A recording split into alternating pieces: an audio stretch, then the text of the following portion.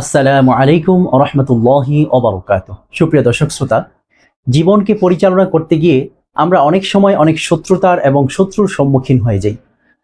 মাঝে মাঝে মনে হয় যে এই লোকটা আমার সাথে খুব বেশি শত্রুতা করছে, যদি আমি তাকে ধ্বংস করে দিতে পারতাম অথবা আল্লাহ পাকের লানত তাকে গ্রাস করে ফেলতো, তাহলে আমার জন্য অনেক ভালো হতো। হ্যাঁ, আপনার এই আশাটি পূরণ হবে। আল্লাহ রাব্বুল আলামিনের কোরআনুল কারীমের আয়াত দ্বারা এর একটা আমল আছে। সূরাতুর রদের 18 এবং 25 নম্বরের আয়াত। আমি আপনাকে প্রথমেই এই আয়াতটি পড়ে শোনাচ্ছি, তারপরে এর সম্পর্কে আমলটা আমি আপনাকে বলে দিচ্ছি। কিভাবে করবেন, কখন করবেন, কতক্ষণ করবেন, সেটা আমি আপনাকে বিস্তারিত বলে দেব ইনশাআল্লাহ। ভিডিওটি ধৈর্য সহকারে দেখুন। সূরাতুর রদের 18 নম্বরের আয়াত হচ্ছে, বিসমিল্লাহির রহমানির রহিম।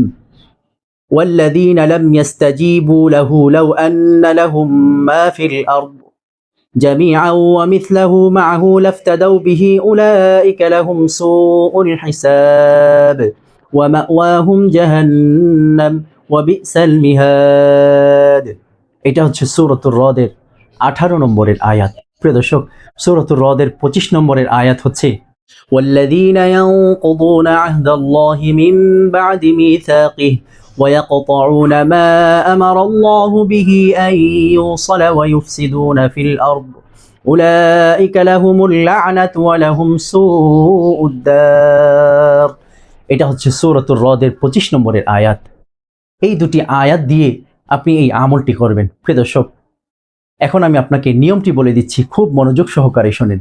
যে কোনো আরবি মাসের 28 তারিখ, যে কোনো আরবি মাসের 28 তারিখ যদি ঘটনাক্রমে সেই 28 তারিখ শনিবার পড়ে, তাহলে উত্তম থেকেও উত্তম, খুব বেশি উত্তম হবে, খুব বেশি শক্তিশালী হবে সেই দিনটা। যে কোনো আরবি মাসের 28 তারিখ হতে পারে, কোনো সমস্যা নেই। ওই 28 তারিখ দিনের বেলায় আপনি রোজা রাখবেন। মনে রাখবেন, 28 তারিখ দিনের বেলায় আপনি রোজা রাখবেন এবং যখন ইফতার করবেন তখন জবের রুটি দিয়ে ইফতার করতে হবে আপনাকে। জবের রুটি, বাজার থেকে জব ক্রয় করে এনে সেটাকে ভাঙিয়ে, অথবা জবের আটা পাওয়া যায় বাজারে, সেই আটা দিয়ে রুটি বানিয়ে জবের রুটি দিয়ে আপনি ইফতার শুরু করবেন। ইফতারের পরে আপনি যা কিছু খেতে পারেন, সমস্যা নেই, কিন্তু জবের রুটি দিয়ে আপনি রোজাটা ভাঙবেন, অর্থাৎ ইফতার করবেন। তারপর অর্ধ রাতের বেলায় খালি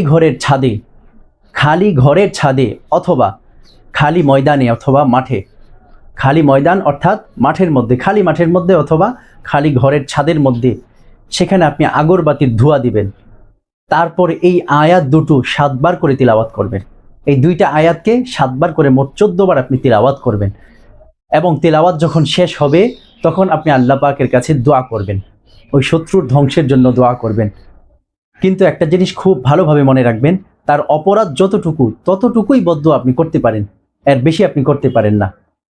যতটুকু তার শাস্তি প্রাপ্য, অথবা আল্লাহ পাকের উপর আপনি ছেড়ে দিতে পারেন, আল্লাহ সে যেই পরিমাণ অপরাধ করেছে, আমার সাথে অন্যায় করেছে, শত্রুতা করেছে, আপনি ভালো জানেন, আপনি তার অপরাধ অনুযায়ী তাকে শাস্তি দান করেন, এটা আপনি করতে পারেন। অথবা যে আল্লাহ সে আমার সাথে বেশি জুলুম করে ফেলেছে, আপনি তাকে ধ্বংস করে দেন, এই দোয়াও করতে পারেন।